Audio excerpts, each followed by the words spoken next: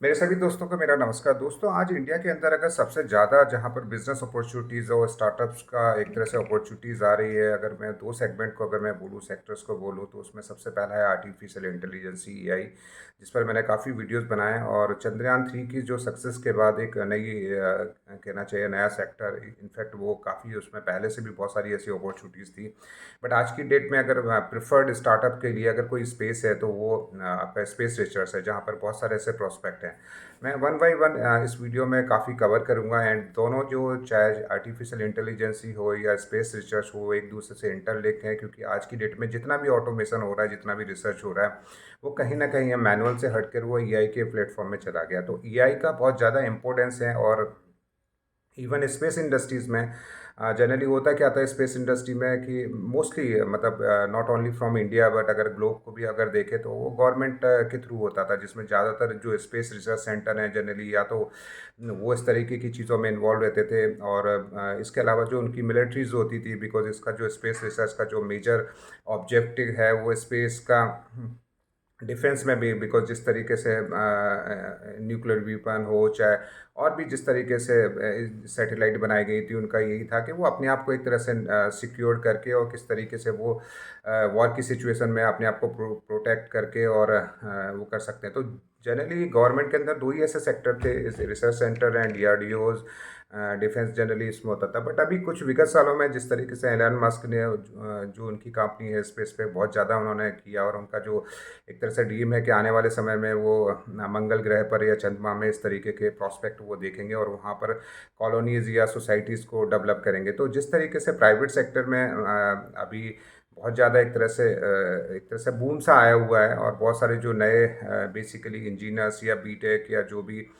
इस सेक्टर में इन्वेस्ट कर रहे हैं, वो काफ़ी अपनी अपॉर्चुनिटीज़ वहाँ पर देख रहे हैं। तो दोस्तों,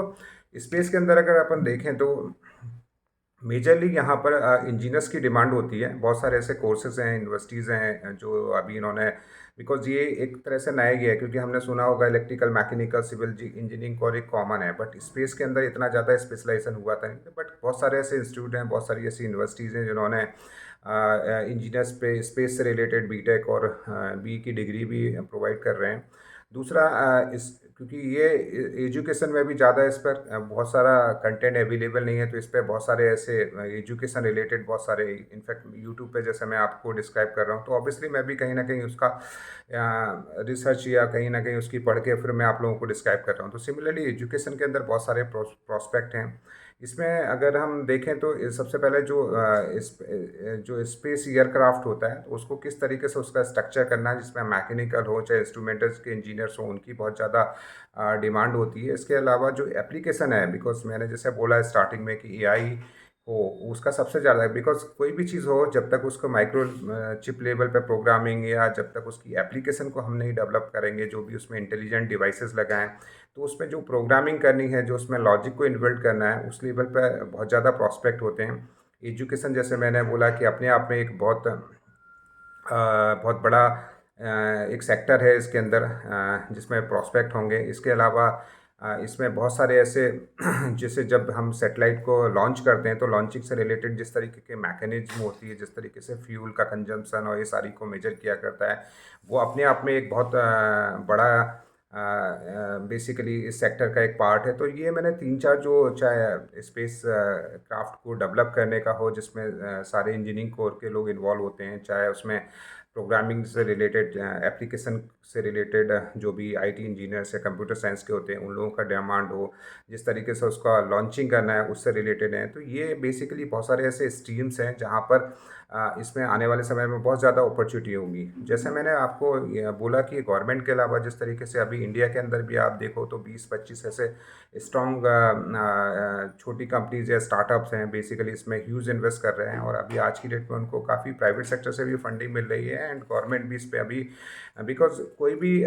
रिसर्च सेंटर हो उसके पास, जैसे मैंने अपने लास्ट वीडियो में भी बताया था कि वो अकेले कुछ नहीं कर सकता, because now this time is comes. अभी क्या हो रहा है कि कोई भी कंपनी है वो अपने मैन कोर पे फोकस करती है, और जो भी छोटी छोटी चीज़ें होती हैं, जैसे सपोज उसको कोई एक डिवाइस बनाना है, कोई उसको एक प्रोग्रामिंग का लॉजिक करके कोई एक माइक्रोचिप बनाना है, या उसको लॉन्चिंग से रिलेटेड कोई, तो इस तरीके की बहुत सारी ऐसी सर्विसेज होती हैं जो वो थर्ड पार्टीज़ को दे देते हैं और थर्ड पार्टी